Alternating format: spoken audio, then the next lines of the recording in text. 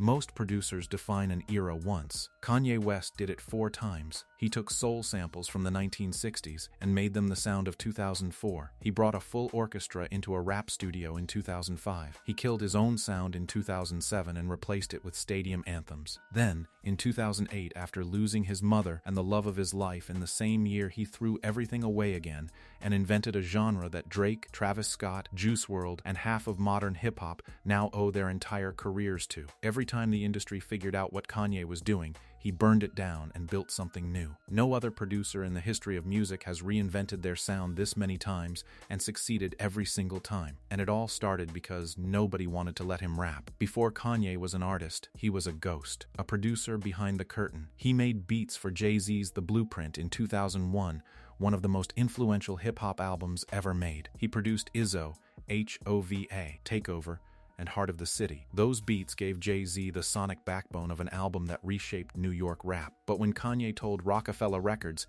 he wanted to be a rapper, not just a beat maker, they laughed at him. He was a middle-class kid from Chicago who wore polo shirts and a backpack. In an era dominated by 50 Cent, DMX, and Ja Rule, where hip-hop demanded aggression, street credentials, and a gangster image Kanye didn't fit. Nobody believed a producer with no street credibility could sell records, so they made him wait. And when they finally let him make an album, he made one that changed music forever. The College Dropout landed in February 2004 and rewired what hip-hop could sound like. The signature was Chipmunk Soul, a technique where Kanye took old soul and R&B records from the 1960s and 1970s. Through the Wire sampled Chaka Khan. Jesus Walks sampled the Art Choir. All Falls Down sampled Lauryn Hill. Every beat felt warm, emotional, and soulful, the polar opposite of the cold, hard-hitting production that was dominating radio. The album debuted at number 2 on the Billboard 200 and won Best Rap Album at the Grammys. Overnight, a wave of producers started sampling soul records. Kanye didn't just make a hit, he made a movement. Then came Late Registration in 2005, and Kanye changed the rules again. He brought in John Brion, a film composer who had scored movies like Eternal Sunshine of the Spotless Mind, and together they layered full orchestral arrangements onto hip-hop tracks. Strings, horns, harps, live instrumentation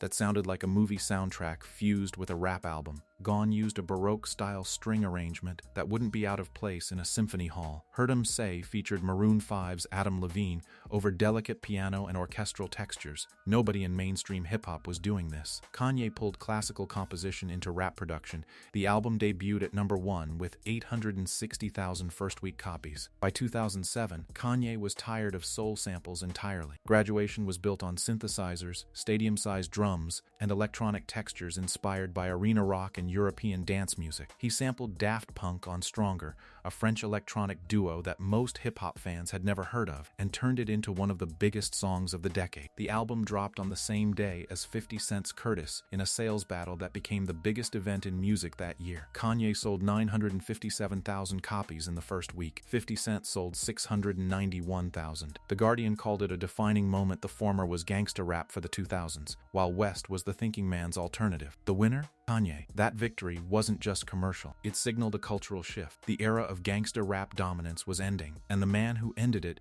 was a producer in a polo shirt. Then, everything fell apart. In November 2007, Kanye's mother, Donda West, passed away following complications from surgery. Around the same time, his engagement to Alexis Pfeiffer ended. He was shattered, and instead of retreating, he channeled every ounce of that pain into the most polarizing album of his career, 808s and Heartbreak. Released in November 2008, the album replaced soul samples with the Roland TR-808 drum machine. It replaced rapping with auto-tuned singing. It replaced confidence with vulnerability, icy piano keys, mournful strings, lyrics about loss, loneliness, and emotional collapse. Critics didn't know what to do with it. Fans were confused, but the artists who heard it understood exactly what had happened. Kanye had just invented the blueprint for the next 15 years of hip-hop. Drake has said 808s directly influenced Take Care. Kid Cudi built an entire career in the lane 808s opened. Travis Scott's atmospheric production descends from it. Juice WRLD called it one of his favorite albums. The Weeknd's early mixtapes carry its DNA. Post Malone's melodic rap wouldn't exist without it. Future's emotional trap wouldn't exist without it. Every single rapper who sings about heartbreak over 808 drums and and that's half the charts right now, is standing on a foundation that Kanye built from grief. 4 albums, 4 reinventions. Each one changed what producers thought was possible. And the man who did it wasn't allowed to rap when he started. He was told to stay behind the boards and make beats for other people. Instead, he made music that every other person in the industry is still trying to catch up to 22 years later. Subscribe,